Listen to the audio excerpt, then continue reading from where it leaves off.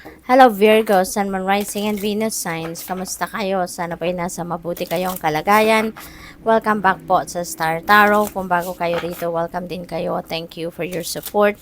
I truly appreciate it. God bless you all. Virgo, we have empty well. It's time to replenish, okay? Kasi parang said na kayo. Yung lakas ninyo parang depleted na, no? Parang burnout na kayo.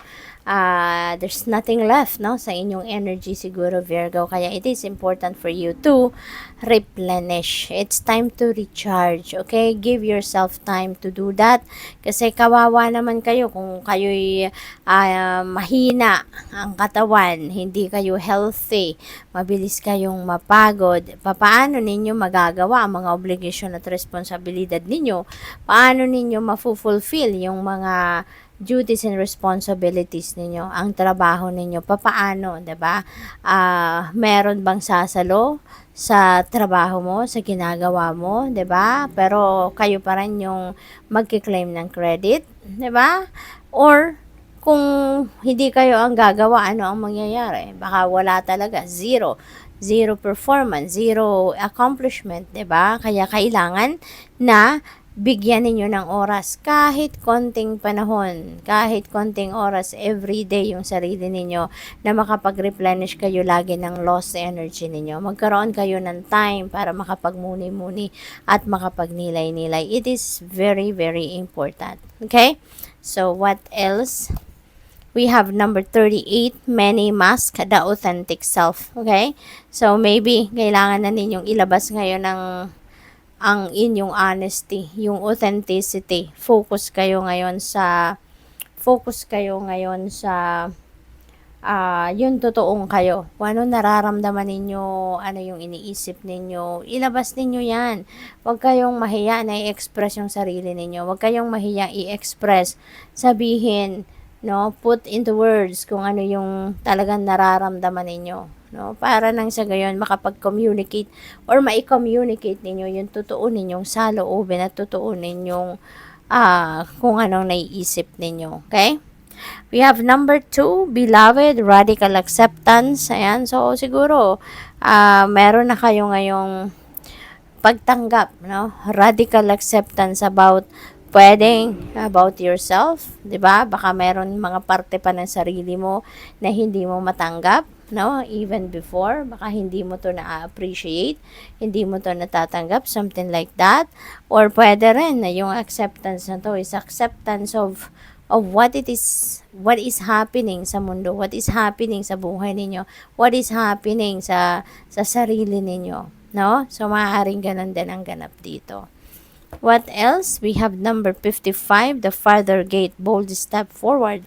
Ayan, so maybe you are going to be adventurous sa ngayon, no? You're going to be adventurous, you're going to take a bold step forward na sa ngayon, ano, Virgo. At maaring yan ay dahil, tawag dito, yan ay dahil magkakaroon na siguro kayo ng lakas, no? Hindi lang lakas ng loob, kundi lakas ng pangangatawan kasi maaaring makapag-replenish na kayo. And kung ano man ang opportunity na to that may require you to come out of your comfort zone, maaaring yan ay kukunin mo. Maaaring yan ay gagawin mo. Alam mong mahirap kasi this is totally new for you, pero with your lakas ng loob, gagawin mo to or sisikapin mong pasukin ang mundong ito. We have initiation. Ayan, you're going to start something new. You are going to to embark on a new beginning. No, maaring related ito dito, no? Kasi yung totally bago ito para sa iyo. This is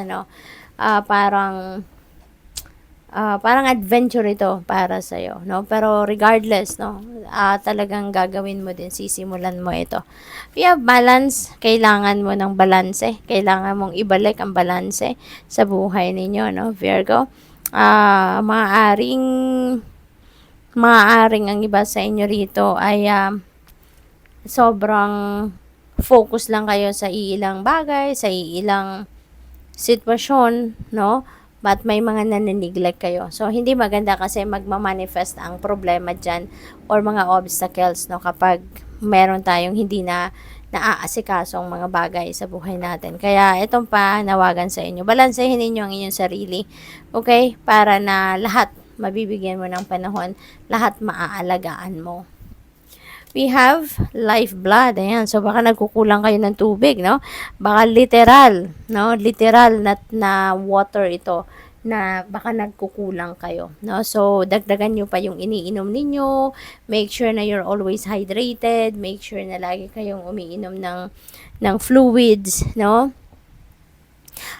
Dahil mahalaga, no? Mahalaga na lagi tayong hydrated para maiwasan natin ang sakit, maiwasan natin ang toxicity sa katawan, 'di ba? We have intuition. Ayan, makinig kayo sa iyong intuition. Okay, Virgo?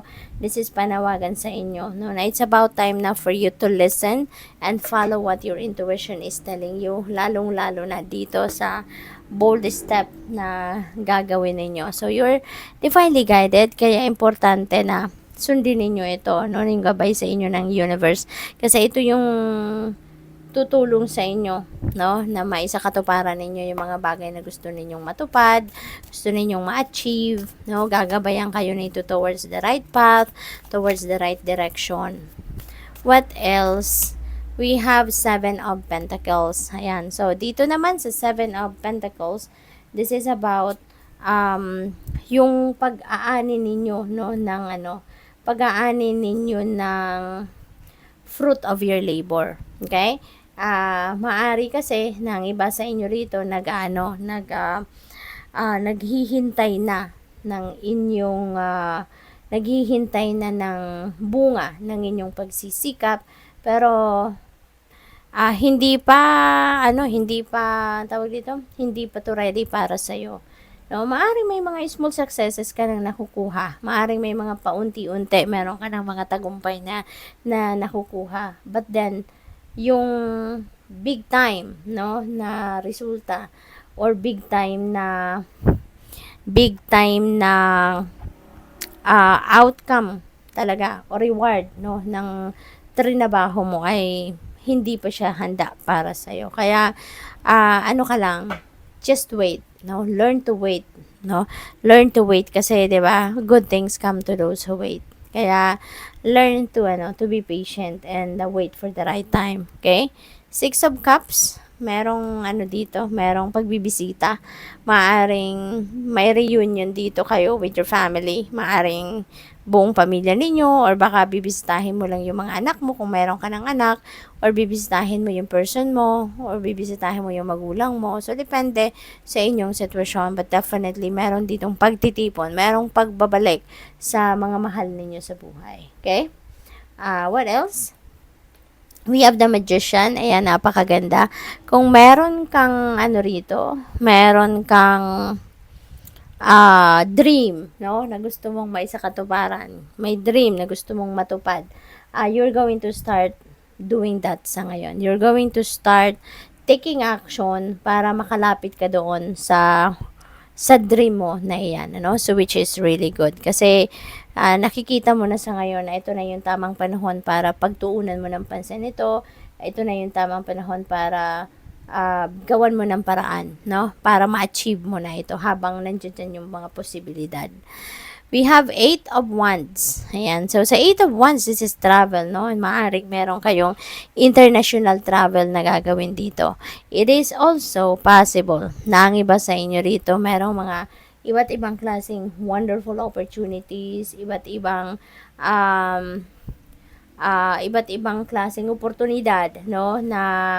Iba't ibang klaseng oportunidad na magdadala sa inyo ng tagumpay kasi depende ito sa inyong sitwasyon. Pwedeng opportunity ito sa trabaho, karera, negosyo, relationship, business. It could be anything. No? It could be anything. Kaya nga dapat handa lang kayo. Kailangang ready lang kayo physically, mentally, emotionally, and spiritually.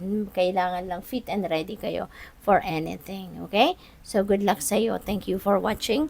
Love and light. Namaste.